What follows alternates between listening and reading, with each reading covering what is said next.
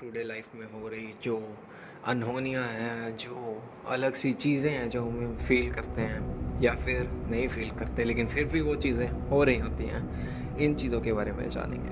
So start करते हैं हमारी आज की स्टोरी से। आज की स्टोरी में हमारा मेन कैरेक्टर है एक 13 साल का बच्चा जिसका नाम है कार्सन। एंड इसके साथ कुछ ऐसी चीज़ हो रही होती है जो ना आप थॉट भी नहीं कर सकते। सो लेट्स सी कि अब इसके साथ क्या होता है। ये स्टोरी एक 13 साल के बच्चे की है जो अपने परिवार के साथ एक अजीब नेबरहुड में रहता है। यहाँ पर हर रात 3:03 पे एक मिस्टीरियस चीज़ विस्लिंग करती हुई गुजरती है। अब हर रात चाहे मौसम कैसा भी हो, कुछ चीज़ें उनकी गली में से ऐसी विस्लिंग करती हुई गुजरती हैं जो वो सोच भी नहीं सकते कि वो है क्या। एग्जैक्टली 3:03 पे आवाज़ कार्सन के घर के पास से शुरू होती है, नरेटर के घर से गुजरती है और दूसरी तरफ से फेड होती हुई जाती है। ये बिल्कुल ऐसे है जैसे एक तरफ से, एक कान से आपकी कोई चीज़ आवाज़ आ रही है एंड दूसरे कान से वो आवाज़ जा रही है, जस्ट लाइक दैट कि वो सामने से आपके गुजर रहा है लेकिन आप उसे देख नहीं सकते। तो आइए जानते हैं क्या है ये। जब हमारे ये कार्सन छोटा था तो वो और उसकी छोटी बहन नौला रात को चुप करके किचन में जाते थे विस्लिंग सुनने के लिए। उनके माँ बाप को ये बिल्कुल भी पसंद नहीं था, लेकिन ज़्यादा से ज़्यादा गुस्सा कर सकते थे, वो ये सोचते थे, लेकिन उन्होंने कभी इतना गुस्सा किया नहीं। उन्हें पता है कि हमारे बच्चे रूल को ब्रेक नहीं करेंगे। अब कभी कभी विस्लिंग करने वाली चीज़ को देखने की कोशिश मत करो, ये चीज़ घर वाले कहते थे। अब ये क्या था, आइए जानते हैं। घर के विंडो के बाहर से एक हैवी कैनवस और शटर्स लगे हुए थे जो ऊपर से नीचे तक आते हैं, मतलब वो पूरी विंडो को ऐसे कवर कर लेते थे जैसे अंदर से बाहर हमें कुछ नहीं दिख सकता या बाहर से अंदर हमें कुछ नहीं दिख सकता। हर शटर पे एक छोटा लॉक है और जैसे लगा होता है शीशे पे एक लॉक। और नरेटर के जो पिता हैं वो रात को सोने से पहले सभी शटर्स को लॉक कर देते हैं और चाबी अपने कमरे में ले जाके रखते हैं। जो हमारे नरेटर की माँ है कभी 3:03 पर लिविंग रूम में बैठकर विस्लिंग सुनती है। नरेटर ने उसे देखा है लेकिन वो इस बारे में कभी बात नहीं करती हैं। तो जानते हैं कि है क्या ये चीज़। ये नेबरहुड बहुत स्पेशल है। यहाँ पे क्राइम नहीं होता, यहाँ पे लोगों की नौकरी नहीं जाती, यहाँ पे बच्चे हेल्दी होते हैं और सब कुछ परफेक्टली चलता है। जब नरेटर का परिवार यहाँ आया था तब एक वेलकमिंग कमेटी ने उनसे ये बात की थी। उन्होंने बताया था कि विस्लिंग बिल्कुल सेफ़ है जब तक तुम उसे देखने की कोशिश नहीं कर रहे। कमेटी ने एक मैनिला एनवेलप दिया था, एक ऐसा एनवेलप जिसमें न्यूज़पेपर्स की क्लिपिंग्स थी, जिसमें कार क्रैशेस, बर्बाद ज़िंदगियाँ, पब्लिक डेथ्स की कहानियाँ एंड उन सब लोगों के साथ हुआ जिन्होंने विस्लिंग को देखा था, विस्लिंग करते हुए चीज़ को देख लिया था। अब और उनकी किस्मत बिल्कुल ही बदल गई थी जिन्होंने उसे देखा था। कुछ लोग ट्रेजिकली मर गए, कुछ लोग बिल्कुल क्लाउड आ गया, I mean black cloud, and जहाँ कुछ भी गलत हो सकता है।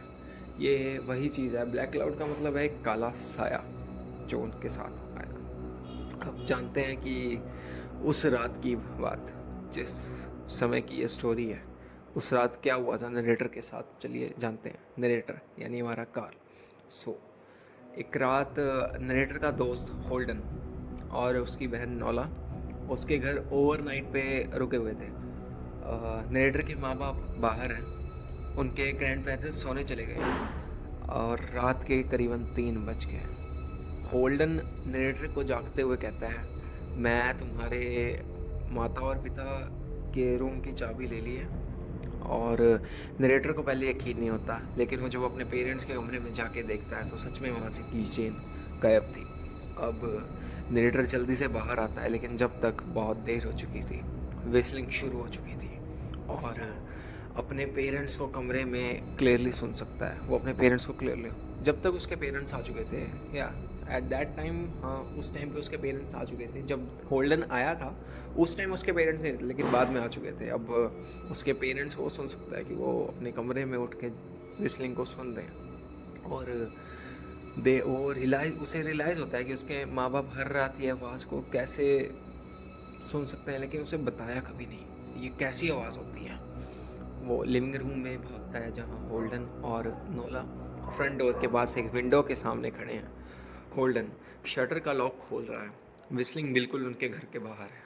नरेटर एक सेकंड में स्पेस कवर कर लेता है और नोला को पकड़ लेता है और उसके विंडो की तरफ से फेस हट जाता है, लेकिन उसी वक्त उसे पता नहीं चलता। और वो अपनी आंखें तो बंद कर लेता है ऑफ कोर्स, लेकिन नरेटर की आंखें बंद हैं। नोला विंडो से दूसरी तरफ फेस कर चुकी है, लेकिन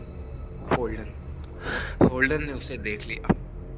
नरेटर धीरे से अपने शटर को उसको बंद कर देता है और खींच के नीचे कर देता है और सबको हॉलवे में ले जाता है। सबकी आंखें अभी तक बंद है। अब जब उन्होंने आंखें खोली तभी उसी टाइम पे लिविंग रूम के बाहर एक दरवाज़ा है जहाँ से नॉकिंग शुरू होती है। अब ठक ठक ठक इस तरीके की उन्हें आवाज़ आ रही होती है। नरेंद्र के जो ग्रैंड पेरेंट्स हैं, यानी कि जो उसके दादा और दादी हैं, वो जाग जाते हैं। वो दरवाज़ा मत खोलो, कोई आवाज़ मत करो, ये रुक जाएगा। ये उसके दादा और दादी के स्टेटमेंट्स हैं। सो अब तक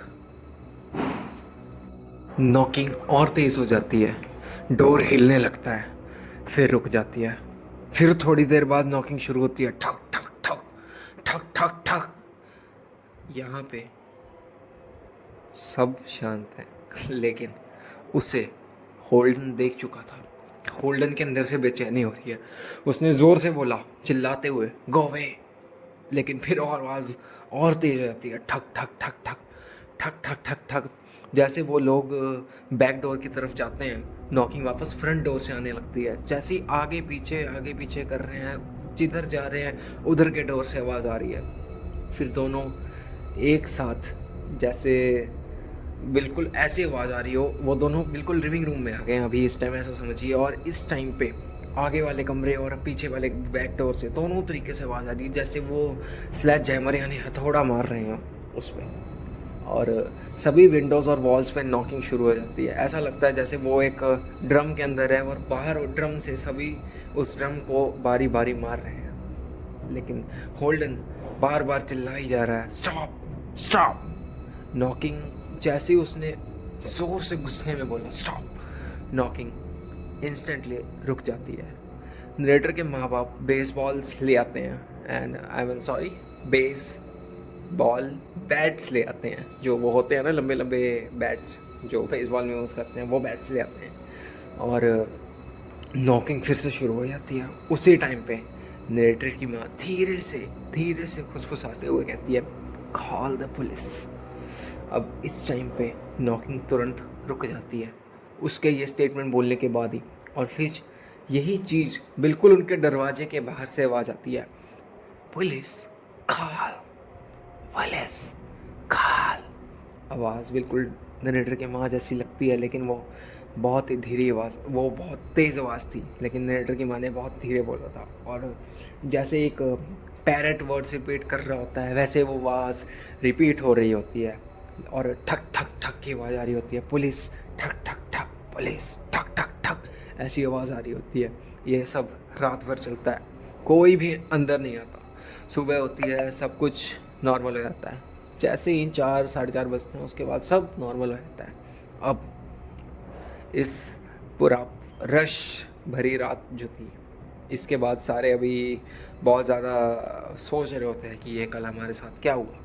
उसी टाइम पे नोलन के माता पिता होल्डन के जो पेरेंट्स हैं उनसे बात करते हैं, और उसी संडे को होल्डन का घर मूविंग ट्रक के साथ दिख रहा होता है। मतलब जो सारा सामान है वो मूविंग ट्रक में आ चुका है, जो इससे मतलब जब हम सामान शिफ्ट कर रहे होते हैं वो सारा सामान शिफ्ट होके वो एक ट्रक में भरा होता है ना, वैसे होल्डन को लेने आते हैं उसके माता पिता। होल्डन और उसके माँ बाप बिल्कुल बदल गए हैं अभी, ऐसा देखने में उन्हें लग रहा था। वो सब थके हुए हैं, उनके मुंह आँखें, ये सभी पेल हो चुका है, मतलब पीले हो चुके हैं, ऐसे लग रहे हैं, हमारा ढल चुका है मुँह, कि उनके साथ पता लग रहा था कि कुछ ऐसा हुआ है, वो बता नहीं रहे थे। लेकिन होल्डन और उसका परिवार सनसेट से पहले चले जाते हैं। नरेटर को वेलकम कम्युनिटी की बात याद आती है। जो लोग विस्लर को देख लेते हैं वो सब नहीं मरते, लेकिन उनके अंदर से ज़िंदगी बिल्कुल निकल सी जाती है। ऐसा भी होता है। ये स्टोरी फियर ऑफ अननोन और रूल्स फॉलो करने के बारे में है। नेबरहुड परफेक्ट है, लेकिन एक प्राइस है। जब क्यूरियोसिटी रूल तोड़ती है तब कॉन्सिक्वेंसेस झेलने पड़ते हैं और हॉरिफाइंग होते हैं। और लास्ट में हमें ये बिल्कुल पता नहीं चल पा रहा कि ये हुआ क्या। अब नरेटर भी कभी जानने की कोशिश करते नहीं हैं। वो आज तक ये कभी जान नहीं पाई कि वहाँ पे क्या होता है 3:03 पे। और अगर आपको क्या लगता है कि इस यहाँ पे उनके साथ क्या हो रहा होगा, प्लीज़ नीचे कमेंट करिए और हमारे नए यूट्यूब चैनल को सब्सक्राइब ज़रूर कीजिए अगर आप ऐसी ही स्टोरीज़ को फ्यूचर में और सुनना चाहते हैं तो। तब तक के लिए थैंक यू, बाय बाय।